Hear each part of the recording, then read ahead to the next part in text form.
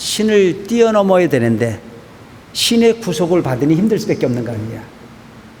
신을 뛰어넘을 수 있는 부분은 내 마음이 청정함을 가지고 내 마음이 커야 되지, 내 마음이 적으면 신의 지배를 받을 수 없는 거다.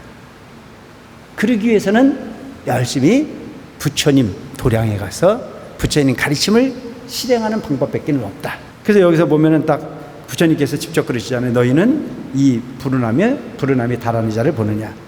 나는 항상 그를 설법자 중에서 제일이라 말하고, 설법제일 불안하준 자. 설법에 있어서는 그가 최고야. 또 항상 그의 여러 가지 공덕을 찬탄하였느니라. 그러니까 누군가가 찬탄을 하면 그 찬탄을 하는 부분을 거꾸로 뒤집으려고 하지 말고 그냥 있는 그대로 봐주라 이거예요. 그리고 그만큼 내가 되면 나도 그만큼 된다고 생각하고, 그만큼 내가 되지 않으면 그만큼 되려고 노력해보자 이거예요. 그럼 세상은 좀 좋아지지 않겠습니까? 물론 그에게도 그 단점이 있을 수 있잖아요. 근데 어떤 장점을 얘기하면 그 장점만 보면 되지, 구태여 그 장점은 버리고 그 단점만 끊어다 대가지고 자꾸 폄하하려고 생각하지 말고 좋게 말하면 좋은 것만 보면 되는 거지. 그러니까 우리가 중생이 사는 세계에서 자꾸 다툼을 이렇게 돌출해내려고 하지 말고 좋은 것만 보고 사는 부분이라면 누가 좋아지냐? 내가 좋아진다. 좋은 걸 보고 좋은 걸 닮아가고, 좋은 걸 보고 좋은 걸 찬탄하고, 그게 내가 그를 닮는 방법이에요. 근데 그 좋은 걸 보고도 좋은 걸 폄하하고 그의 나쁜 부분을 자꾸 들춰내면 나는 나도 모르는 순간에 나쁜 거에 익숙해져 가는 거잖아요. 옛날에 여러분, 우리 어렸을 때 말 덧없는 친구들 많았잖아요. 말 덧없는 친구들. 근데 그 말 덧없는 친구들을 어떤 아이들이 놀려주려고 그 흉내를 내다 보면 그놈도 더듬어요. 그런 경험이 있어요. 그 우리 어렸을 때 보면 말 더듬이 많았잖아요. 그 말 안 더듬는 아이가 그 더듬는 아이들을 막 골려주려고 막 따라하거든요. 근데 나중에 보면 그놈도 더듬고 있어. 이게 중요한 부분이야. 누군가가 잘하는 모습을 보고 그를 잘하는 부분을 흉내내면 나도 모르는 순간에 잘하는 존재가 되는데, 잘 못하는 부분을 자꾸 흉내를 내고 따라가다 보면 나도 그와 같은 존재가 된다는 사실을 꼭 알고 가셔달라. 뭔 말인지 알겠죠? 대단히 중요한 부분인 것 같아요. 칭찬을 하면 그냥 칭찬하는 것만 보면 돼. 아니라고 자꾸 깨부시려고 하지 말고.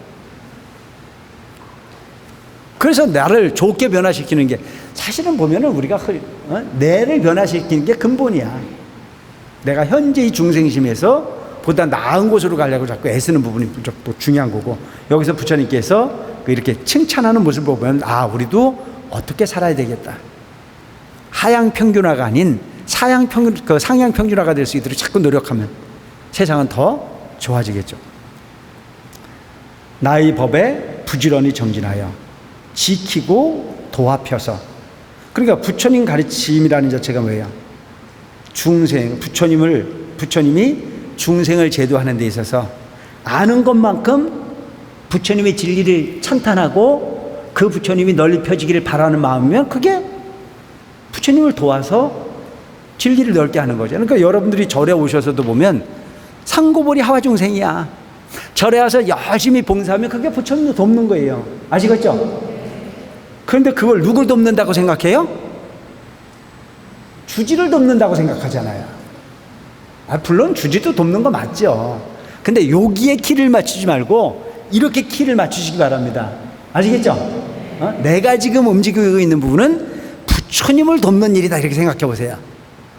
청소를 하면서도, 설거지를 하면서도, 등을 하나 밝히면서도, 그렇잖아요. 사실은 이 세상이 부처님이 원하셨던 부처님 같은 세상이 되어지기를 바라는 마음으로 부처님께서 사바세계에 오셨고, 그 법을 펴기 위해서 도량이 만들어지고, 그 법을 펴기 위해서 도량을 가꾸기도 하고, 법회를 이루기도 하고, 법문을 하기도 하고, 강의를 하기도 하고, 이런 거잖아요.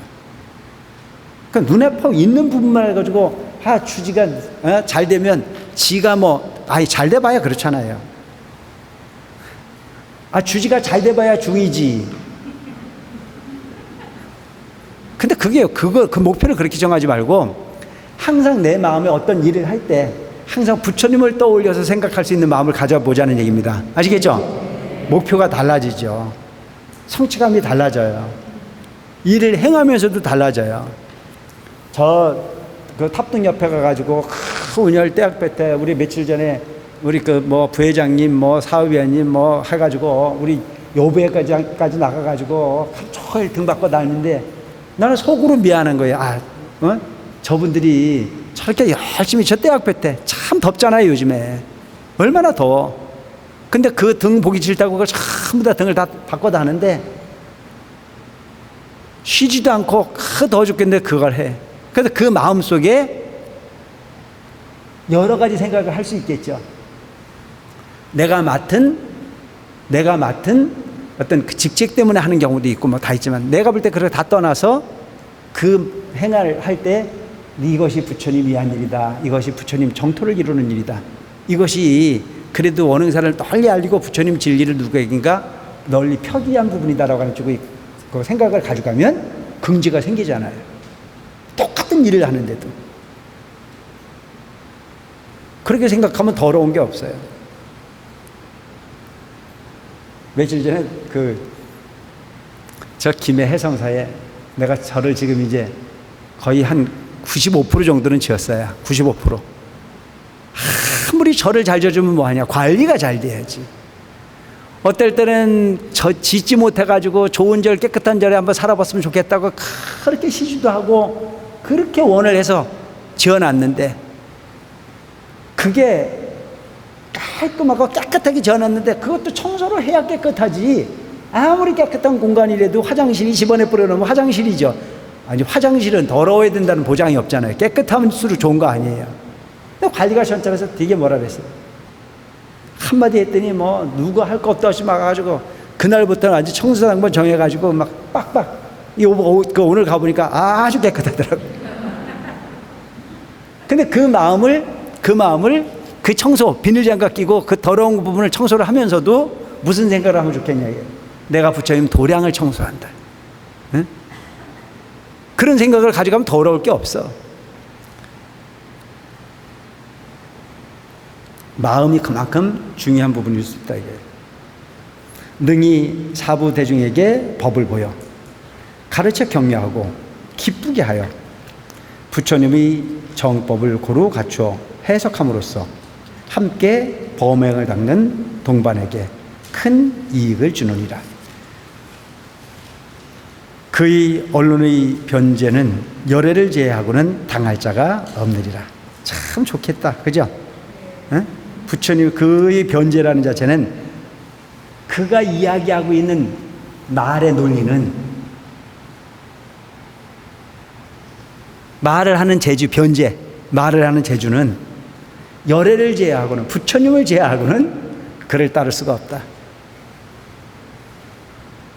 그런데 이 말도 사실은 보면 참 잘하는 사람은 참 잘하잖아요. 힘도 안 들이고. 근데 아주 재주는 뛰어나고 글도 잘 쓰고 세상에 똑똑한데도 불구하고 마이크만 대면 안 되는 분들도 있어요. 가지고 있는 재주가 다 다른 거예요, 그렇게. 그런데 이 불어나 존자는 부처님도 이렇게 지금 극찬을 하잖아요. 부처님이 정법을 고루 갖추어서 해석함으로써, 부처님 정법을 해석함으로써 함께 범행을 닦는 동반들에게 큰 이익을 주느니라. 그리고 여러분들 이 주변에 보면은 누군가가 어떤 얘기를 똑같이 들어도 그 부분을 누군가가 이렇게 잘 해석해주면 쫙쫙 들어와야 안 들어와야. 그게 재주잖아요. 그러니까 불운하 존자는 그런 부분에 있어서 뛰어났다. 너희는 불운하가 나의 법만 지키고 도와 편다고 여기지 마라. 불운하는 부처님 법만 지키고 도와 편다고 여기지 마라. 그는 과거 90억의 모든 부처님 처소에서도 부처님의 정법을 지키고 도와 펴서 그때의 설법자 중에 제일이었으며. 그래 여러분 이제 이런 걸 보면은 뭐가 느껴져요? 이런 걸 보면 지금 현재 사는 모습이 다가 아니라고 하는 느낌이 들죠. 어저께 어떤 분이 저한테 우리 종단의 신도가 아닌 분이 사무실로 전화가 왔어요. 우리 사무실로 전화가 와서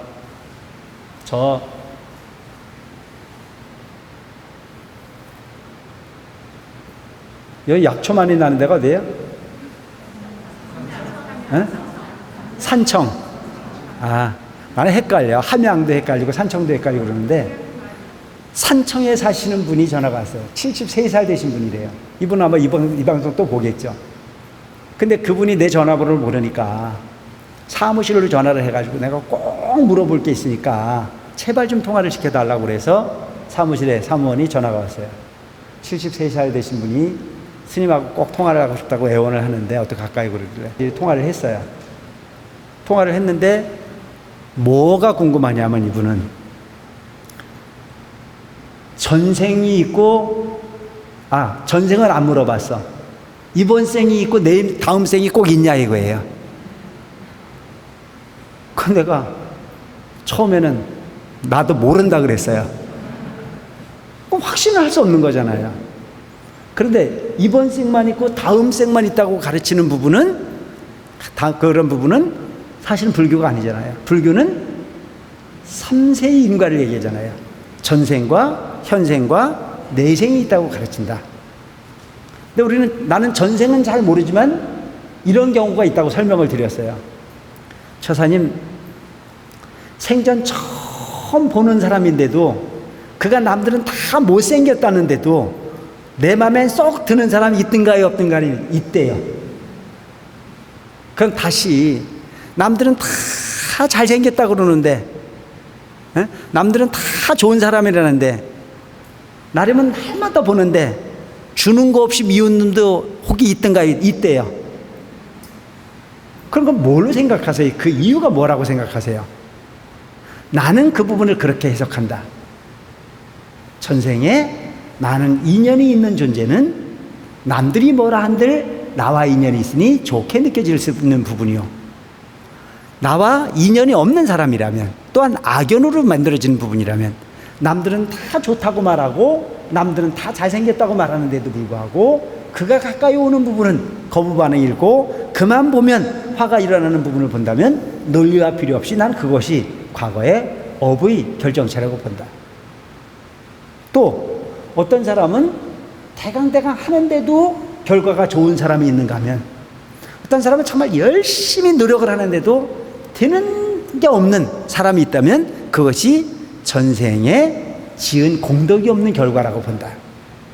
그랬더니 이제 그분이 나한테 질문을 하는 게 그러면 스님 이번 생에 아무 노력해도 전생에 그게 있다면 전혀 소용이 없는 거네. 그러게 그건 아니다. 전생에 지은 게 없으니 더 많은 노력을 해야 되고 전생에 지은 공덕이 있어서 잘 되면 더 많은 노력을 해서 다음 생을 준비해야 된다. 내 말 맞아 안 맞아? 근데 그렇게 얘기를 했어. 이게 나는 사실인지 몰라. 근데 내 생각이 그래. 그래서 그런 부분이 결과로 생각한다면 과거의 힘이 현재에 미친다는 생각을 하면 현재의 힘이 미래에 미친다는 생각을 할 필요가 있지 않겠냐 이렇게 생각합니다. 그런데 이제 그분이 또 궁금한 게 또 있어. 자기 집은 지금까지 되는 일이 없어서 매일 전바치한테 다녔다. 맨날 푸닥거리하고 이렇게 살았다 이거예요. 그러니까 너무 재산을 그걸로 다 탕진을 했는데 이 부분을 극복할 수 있는 부분은 뭡니까? 그 내가 딱 얘기했죠. 신을 뛰어넘어야 되는데 신의 구속을 받으니 힘들 수밖에 없는 거 아니냐. 신을 뛰어넘을 수 있는 부분은 내 마음이 청정함을 가지고 내 마음이 커야 되지 내 마음이 적으면 신의 지배를 받을 수 없는 거다. 그러기 위해서는 열심히 부처님 도량에 가서 부처님 가르침을 실행하는 방법밖에 없다. 그랬더니 이제 또 질문이 또 하나 있는 게 뭐냐면 스님 어디 가니까 어느 절에 큰 부처님이 와가지고 중생제도라는 데서 가봤더니 접수비를 30만 원씩 받아가지고 여러 번 갔는데 된 일이 없다 이거예요. 그래서 내가 사람을 믿지 말고 마음을 믿어라. 모습을 쫓아가지 말고 가르침을 생각하고 마음을 부처님 같이 만드는 부분이 목적이 되줘야지 형상을 믿어서 되는 부분은 아니다. 금강경의 가르침을 잘 생각해 봐라. 모습을 쫓아 열애를 보려고 하거든 사도를 행하는 부분이야. 소리를 쫓아 부처님 말씀을 구하면 그 한 또한 사도를 구하는 부분이 결국 가질 수 없다.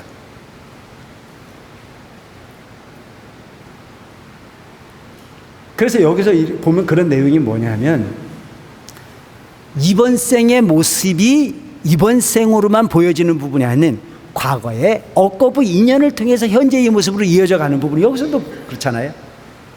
전생의 말을 잘하는 그런 인연으로 부처님의 가르침을 피는 부분에는 불운하 존자는 전생에도 90억의 부처님 처소에서 90억의 부처님 처소에서 설법 제1로 부처님 가르침을 피는데 헌신을 해왔다 그런 얘기예요.